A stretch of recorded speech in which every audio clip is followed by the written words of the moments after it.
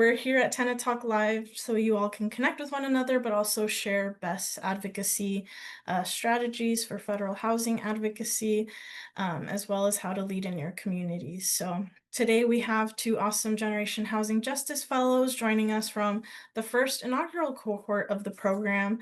It was a new innovative program that was launched in the fall of last year, 2024, and it was really aimed at encouraging young advocates to participate in the housing justice movement more broadly. And so they spent a few months getting to learn more about advocacy and federal housing solutions. They also got to attend our annual policy forum in March earlier this year. And so they were also able to work on projects during their time. And again, the focus is on youth, so you'll get to learn about some of the projects that they were working on. And luckily, I got to attend the presentation with all of our fellows. I wish I could have brought them all here today to talk to y'all, but we have two excellent ones joining us today. So before I turn it over to them, I do again just want to provide some basic updates that we do every month. And the first one is our community agreements. So let me put that up on the screen right now so you all can see them real quick. Let me see. And I'll make it bigger for you all to see. So just a reminder for myself and for everyone who is currently here with us, this meeting is being recorded and we do post it onto YouTube later for viewing. And the first rule that we have here is the platinum rule, so treating others the way they want to be treated. So in other words, just be considerate of how others want to be treated and how that might differ from how you want to be treated. This rule, differs from others because it rejects the idea that reciprocity is the norm and favors empathy and grace instead. And it encourages us to build connections and understand each other's preferences. And then the second community agreement is we show respect to others by being considerate of our actions and accountable for our actions. The third is we listen actively with an open mind and empathy. We listen with intent to learn something of value from those who are sharing, and we are as attentive to and as present with each other as possible. And the fourth is we take up space and remember to give space to others to ensure everyone feels empowered to contribute to the conversation. This includes muting your microphones when others are speaking. But if you're not able to get to the mute button before us, like I'm sorry, Joseph, earlier, we'll make sure to catch you on our end too. So if there's any technical issues too, feel free to ping it for us. But if y'all have any feedback or want to add to those community agreements, you're always welcome to reach out to me with that. And hi, Jacob. Thank you for joining us. We'll also be sending out like the recap material, so you'll get this recording along with the chat, any links that were shared in the chat in the follow-up email called The Connection, which is sent out in the afternoon every Friday. And one will be coming out this Friday, June 6th, so you have to sign up for those, and we'll drop that link in the chat as well. And then for folks who...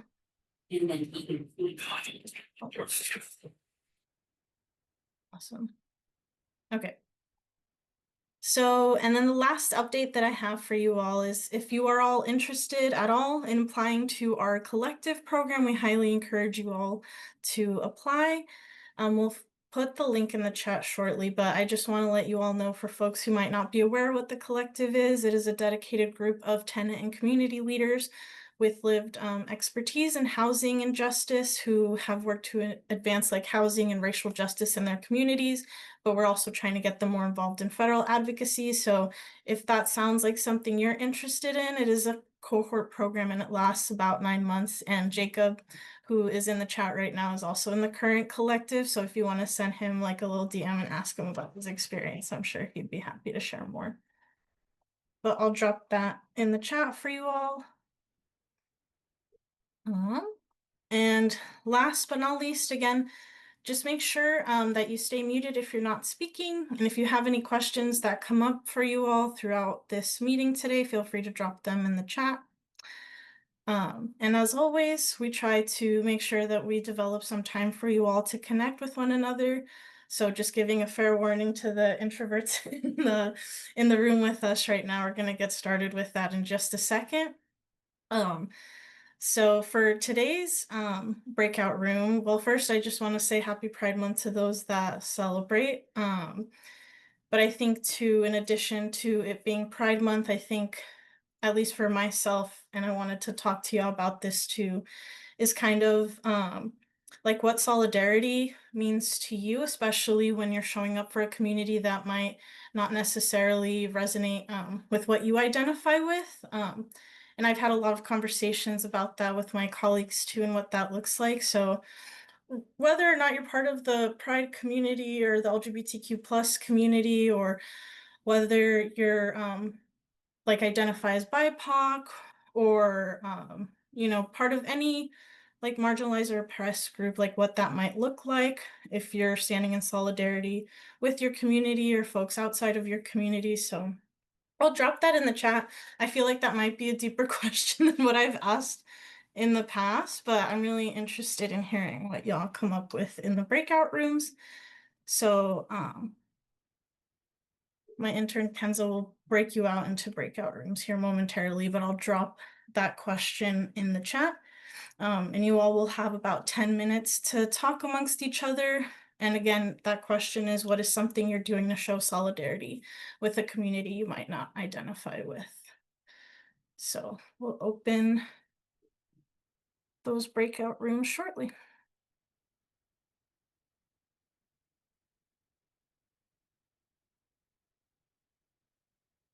Awesome. We'll see you in 10 minutes, everybody.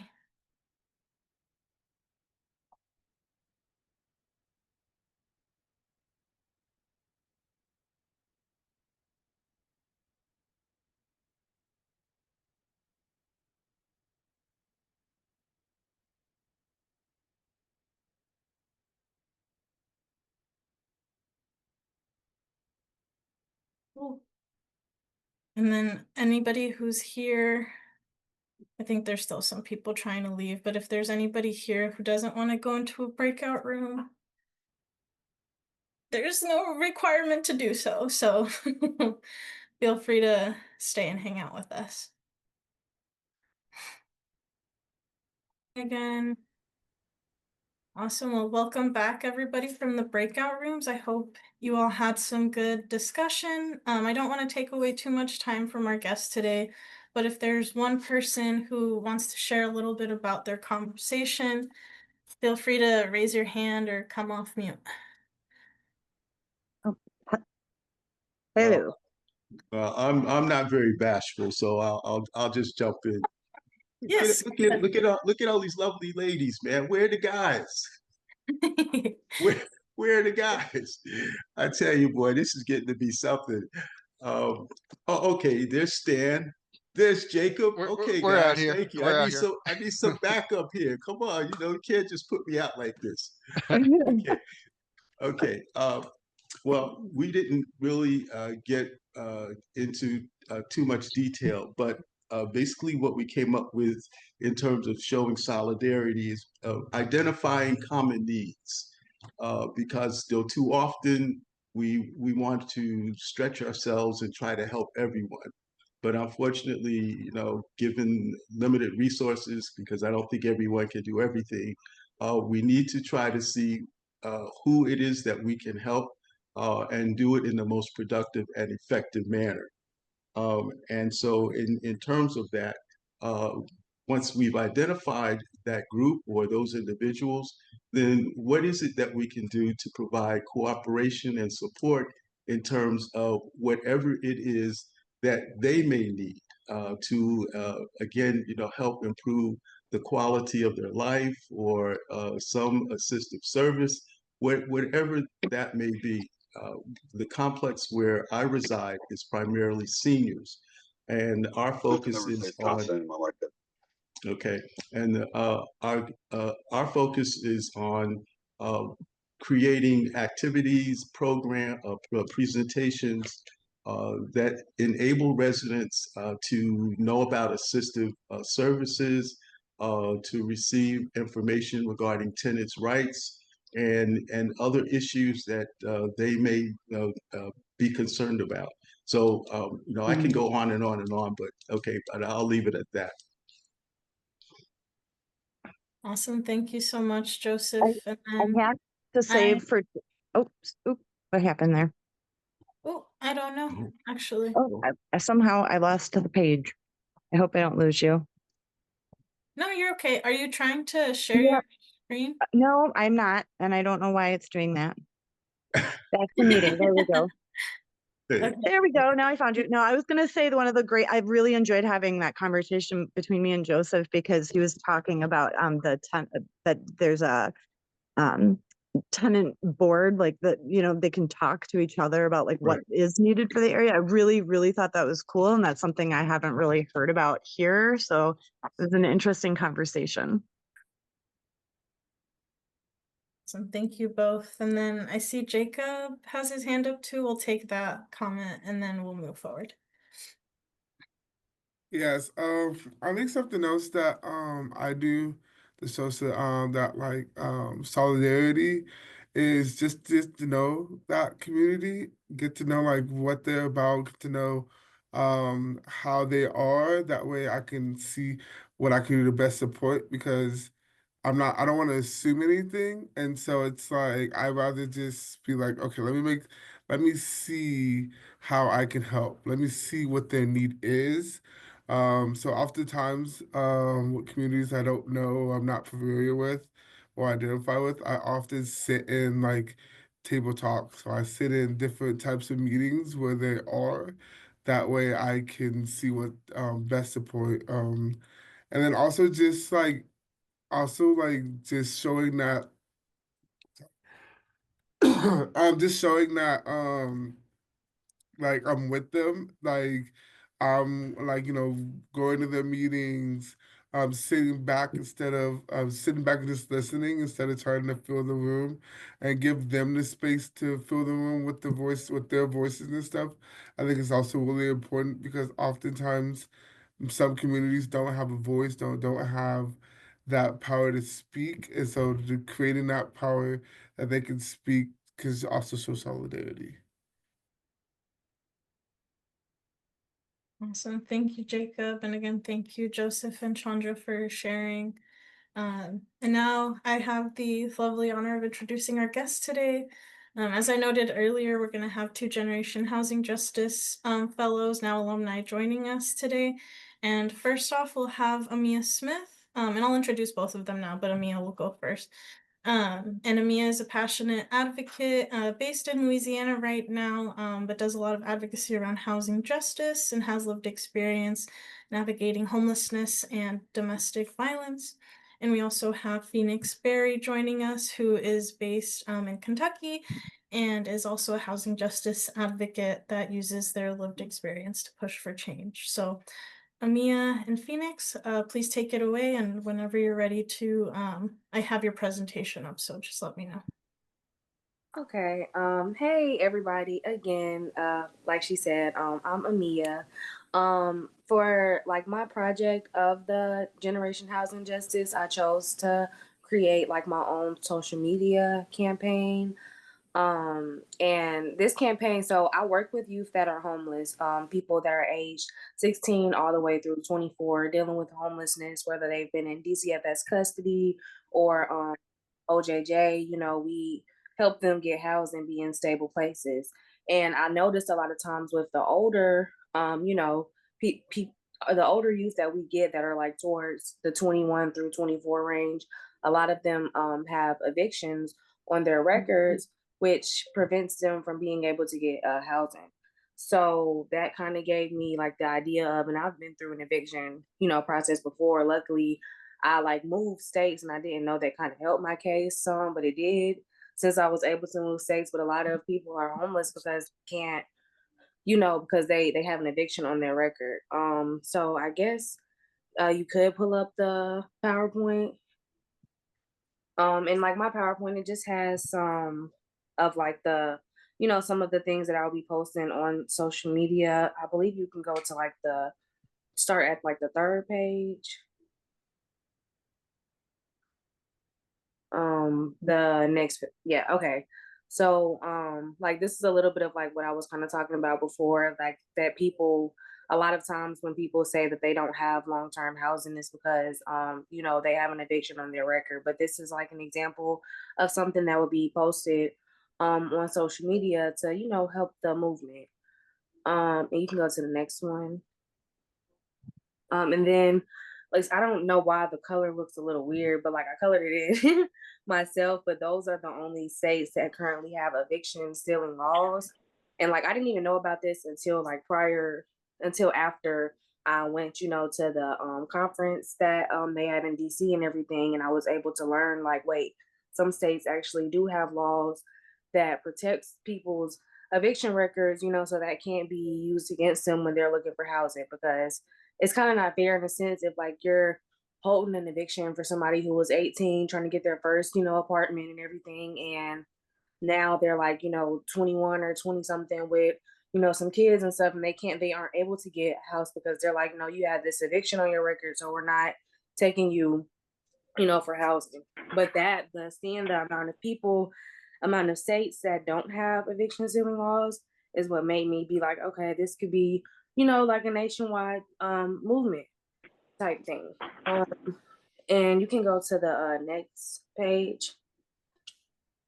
And then like this would be another example of, you know, something to be posted on social media about like how almost 3 million children are impacted by eviction violence because a lot of people when they get evicted, like they're not thinking about the child that comes with that eviction. Like yes, you may be evicting, you know, this woman who's been late on her rent, you know, a couple of times, but you also don't understand that that woman could be the same woman that's struggling, you know, working a job, the only one that's taking care, you know, of her kids. So when you do an eviction, you're not only evicting the woman, you're evicting, you know, her kids too. And kids aren't they don't have anything really, you know, necessarily to do with it.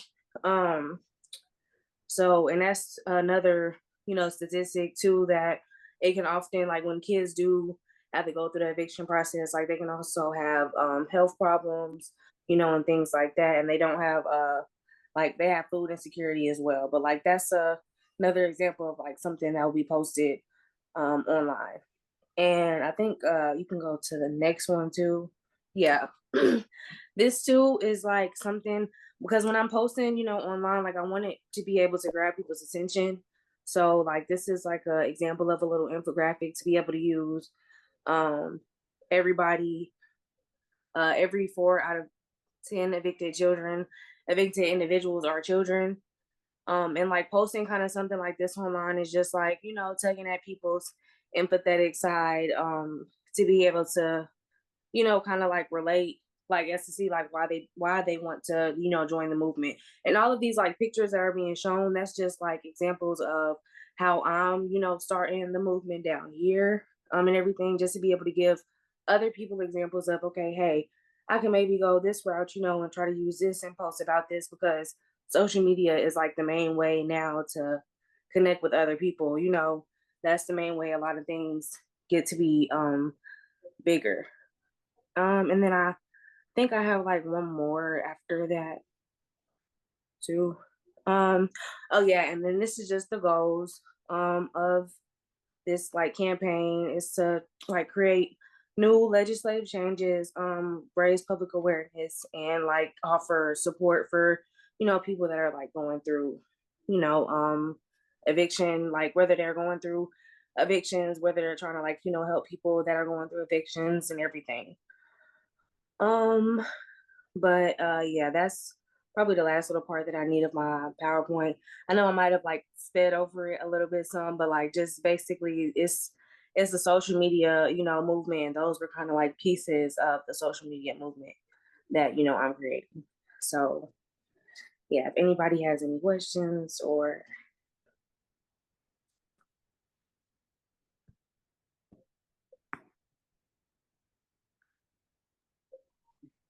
Thank you, Amea. And we I can have a question.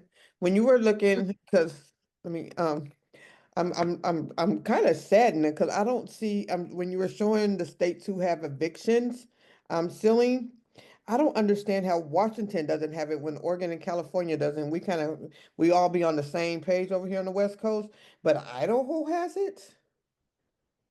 And I don't that's what I understand was that. saying. Like it's crazy to actually see like it's barely any states that have Right. eviction laws. Like that's what's most crazy to me. But I'm just saying Washington doesn't have it, but Idaho does. Yeah. Wow. Interesting. Well, most of that is related to the legislative process. Mhm. You have to understand that housing is a very very lucrative business, That and is. those that control it are focused on how to maximize their profits. It's not about people; it's about profit. So where ceiling laws exist, in a sense, they are prohibitive in terms of growing revenue.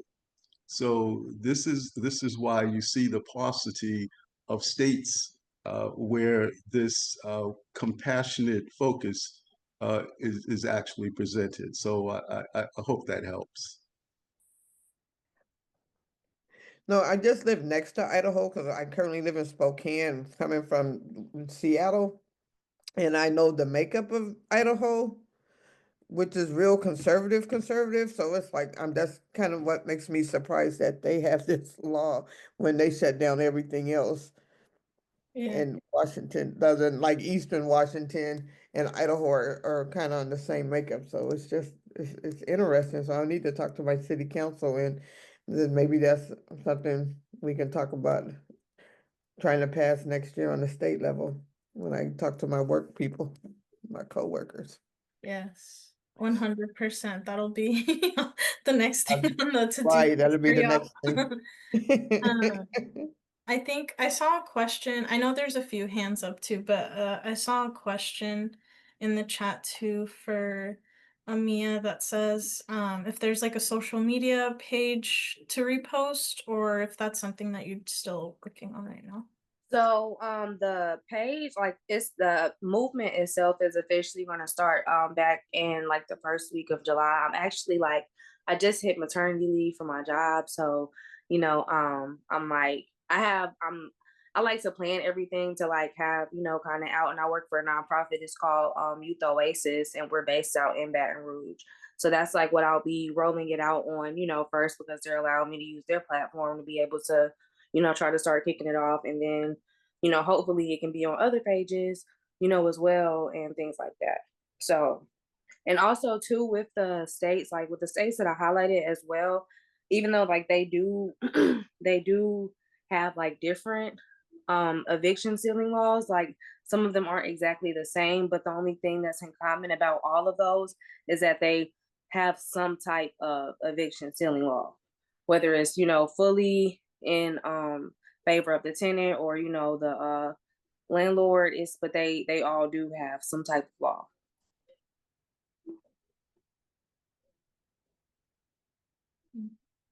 Thank you, Amea. I see two hands and then we'll take those two and then move to our next presenter too. But Chandra, if you want to go first.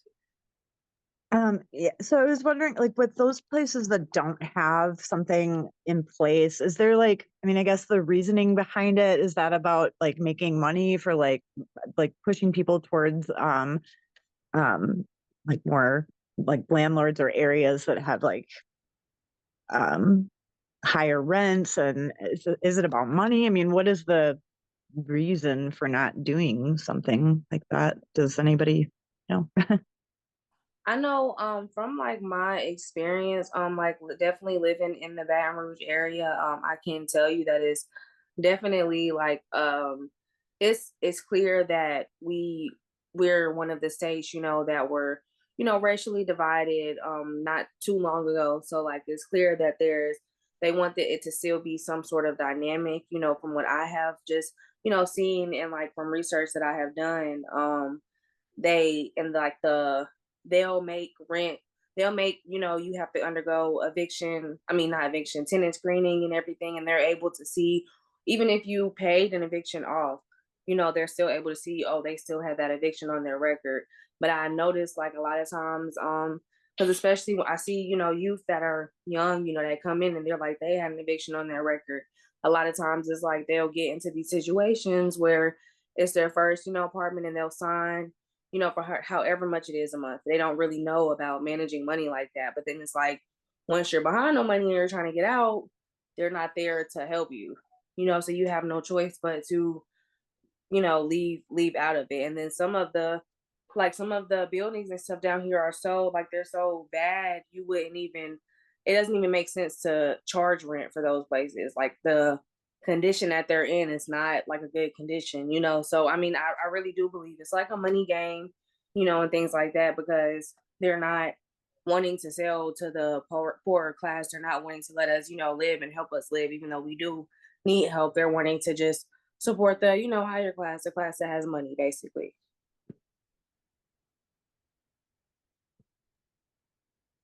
Awesome. Thank you, Amea. You're welcome. And then Erica, I also see your hand up. And that'll be the last one we take. Hello, Amea. Hello, everyone. I was just wondering, how long have you had this initiative going, and have you had any progress with your local government reaching out to you about establishing something locally, then taking it to the state? Like, where has your progress been mostly? Mhm. So this is like definitely a fairly new initiative that like I am, launching, really starting kind of with this year, but a lot of the previous work that I've done, I've worked my way into these, more like organizations that are kind of like on a higher level. Like I'm working with the Louisiana Balance of State Continuum of Care, and they're responsible for providing like, some housing grants and stuff to different nonprofit organizations in Baton Rouge. But I'm more so now, putting myself out in the field, making sure people know, who I am. And this is, the movement that like I'm trying to, come to and do like right now. And then like kind of everything else, follows after. But like I really want to make sure I'm initially stepping foot, in these places, and just making sure people see, because when they see it online, they're like, oh, okay, I remember this girl, I might have met her, somewhere or anything. So, Cool, yeah, thanks. no problem. So thank you, Erica. But yeah, thank you again, Amea, for your presentation, and I'll I'll hand it over to Phoenix for their presentation. Hi everyone, my name is Phoenix. My pronouns are they, them, and I'm located in Kentucky, Central Kentucky. So I was planning to do like a housing campaign, specifically to get state funding allocated, like to make housing a priority in our state budget. As you all may or may not know, Kentucky is a really poor state. A lot of people are scrapping in order to just survive. A lot of like what they say, rob Paul to pay Tim type stuff. And with that, there's like the unstable like housing crisis where rent is like ever rising. And Kentucky, and I think Lexington specifically, was one of the few like cities and states to where there was like a drastic like increase of rent. So we in Kentucky, there's a need for like more affordable units, more rental assistance, more vouchers, like a whole lot of stuff. And yes, the tornado damage has caused a lot more issues. And I think also because of that, housing is being seen as a bipartisan issue. Ever since COVID, from the research that I've done and people that I've been talking to, housing has been on the minds of like the blue and red, or left and right. It's been on their minds pretty heavily, but it's an issue of figuring out like the funding and where the money comes in and where the money can go. So I got led to like this idea of a budget, because at first I was like, we need emergency rental assistance. Okay, Yes, that's very true. But how do you narrow it down to making sure that we can get to make that broad type of project into something very specific? So I was talking to like other people and like coalitions, just housing orgs like all around the United States and in Kentucky, and had come to the conclusion of we need housing in the budget, number one, but it also needs to be a priority. In the Kentucky state budget, we have, education, we have public service, we have like so many different areas, but housing isn't in it, which is a huge like thing for Kentuckians. Like it's probably like almost any person I talk to, I ask them, do you have an issue with your housing? Whether that's your, apartments, water pipes not being fixed or, your rent being too high, it's an issue. Um, how the structure of the campaign is going to work is getting local citizens, regardless of their political party, to put pressure on their local governments, for the local governments to put pressure on the state governments. So that way it's not just the citizens putting action um on like the government officials, because I recognize a lot that happens and it absolves a lot of the other players that are in, the game. It absolves them of their power. And housing is such a huge issue. Everybody needs to be working together on this. So what steps I've taken recently, I have been talking to state legislators, my local city governments. I go up and in people's space, every public comment. They hear from me. They probably tired of me, but they gonna be tired of me till we get housing fixed.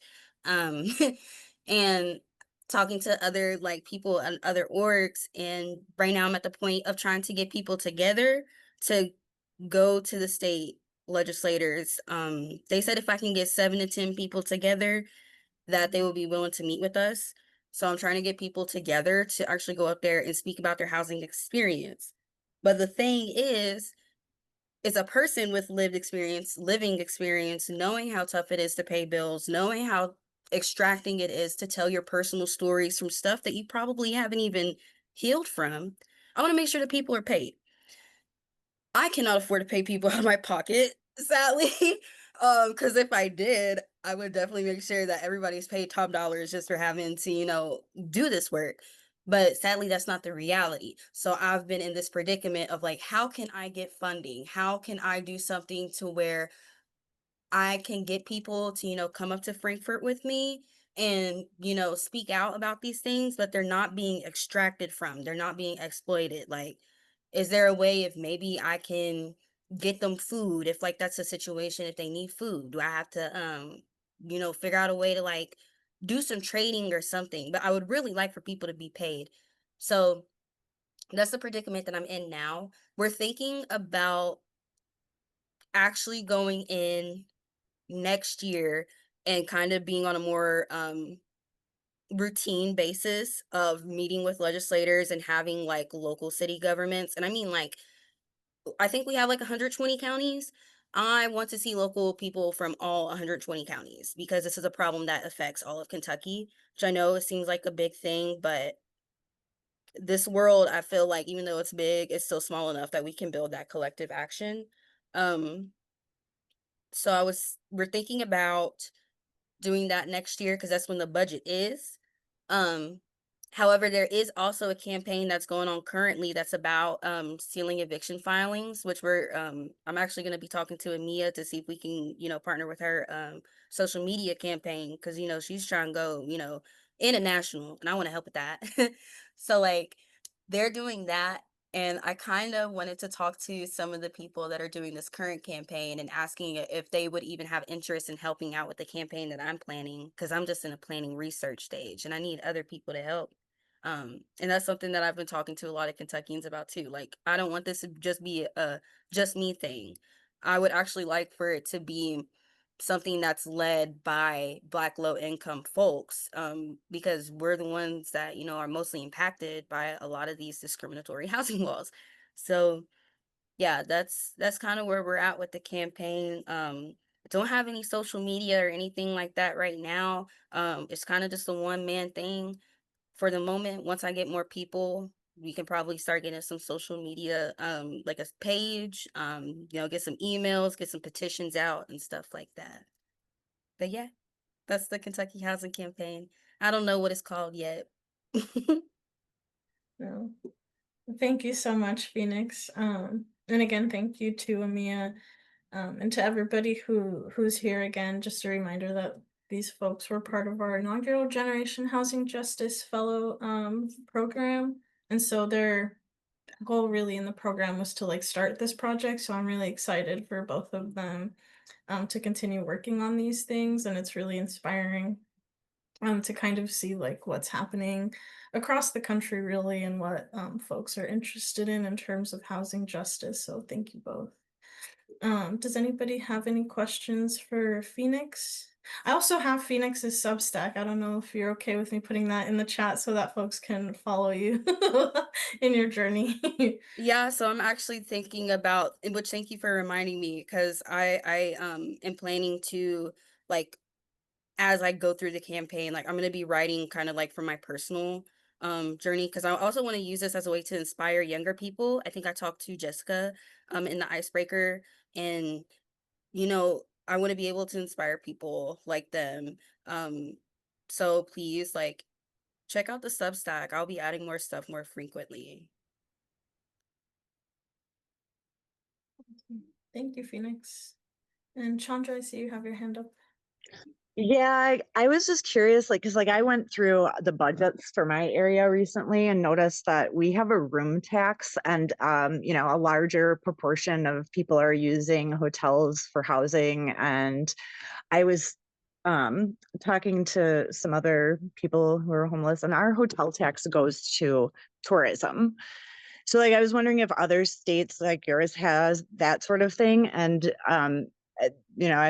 I have considered and reached out to some of the local politicians about like that potentially, but like is that something maybe you can look through what's going towards things that maybe could be more utilized for homeless services, especially when they're paying it. I mean, they're going to pay it anyways, and in our case anyways. So Yeah, that's crazy. Hotel room tax for tourism. And it's crazy because I feel like a lot of the times they set systems up like this just so that way they can be able to make a profit off of people that are already suffering. Um, I'm going to look through the Kentucky state budget to see if there's anything like that, because now that you bring that up, I'm kind of interested in seeing like if anything like that is happening. We had a program in Lexington specifically where they were putting a lot of houseless people in the hotels. Um, and so I would hate to think that like they're basically making a they're making a profit off of people suffering. And I would definitely want to, make sure that that's not happening. But then also, if they are having like a tax or something like that, like to just put it towards affordable housing or building more units. Um, yeah, that's insane. yeah, I thought so too. And I had to look through to see where that money was going to really see where it was being applied towards tourism related things. But I mean, I don't know how they would determine. That's another factor though.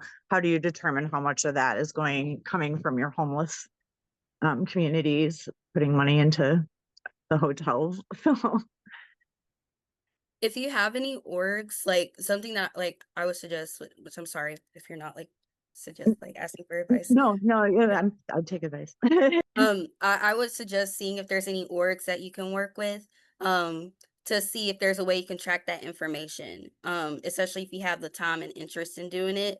Um, because I feel like that's something that you can look into and then you can do an action about that and being like, hey, like we have these many houseless people in this many rooms and this many hotels. You're making this amount of profit or you're making this amount. Why is this not being allocated towards homeless relief or houselessness relief or some type of situation? I think if you can get some people together, get that research done and then put collective action and find out who exactly to hold accountable, I think you can make some change, because that's ridiculous. That should not be happening like at all. Yeah, I've got some people researching like the doubled up program and things like that are trying to figure out like maybe how many people are really and how much of that is actually really coming from there. But I'm not sure how accurate it'll be, but we'll see. So Awesome. Thank you, Chandra. We probably have time for another question if someone has a question.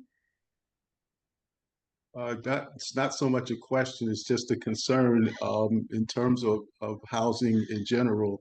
With this, and I put in the chat, this proposed cut with HUD of like $26 billion, and then turning rental assistance, Section 8, and uh, aid for the disabled, into block grants for the states is going to put more pressure on the states to provide for affordable housing.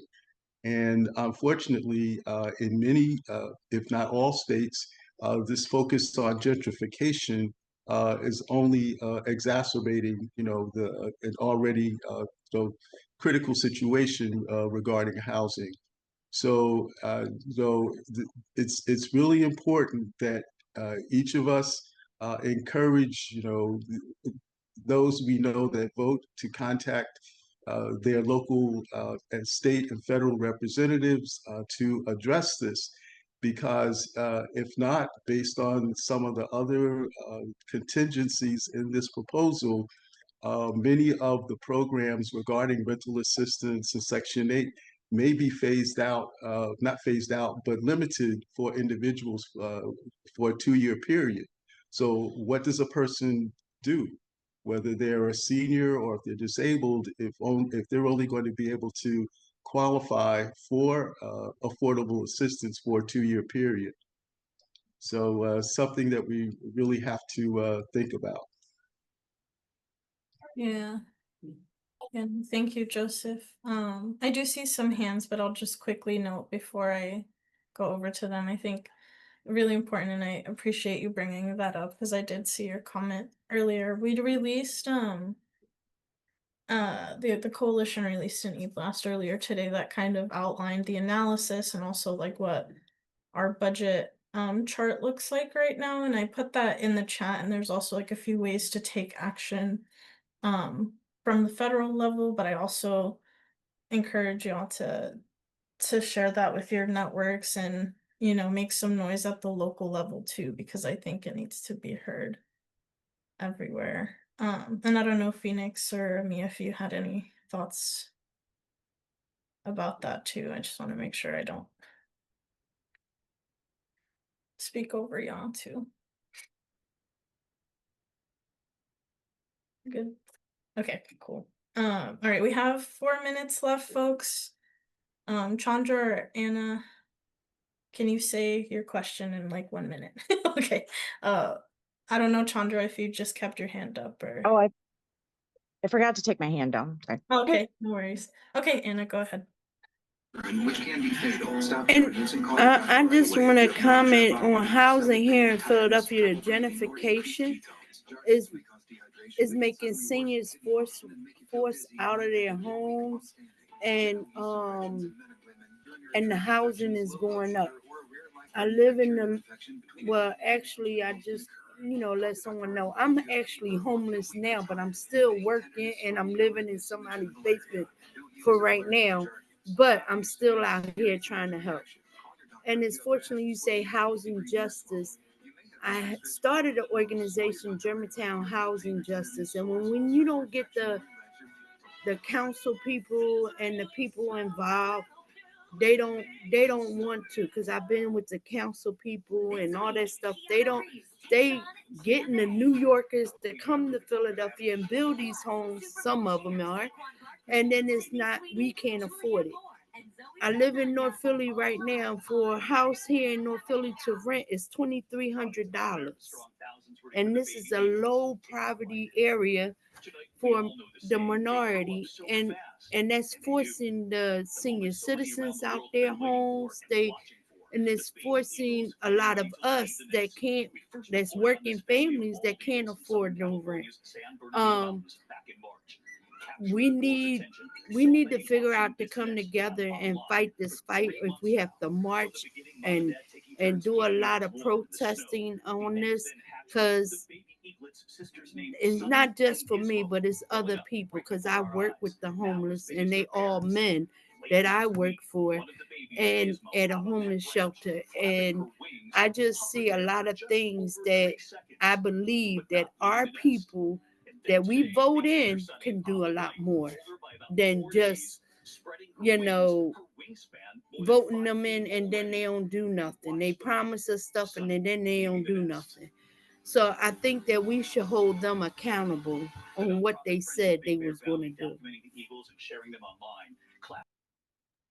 Thank you, Anna. I think that was a very powerful note to end on. So I always say retweet, but retweet to what you just said.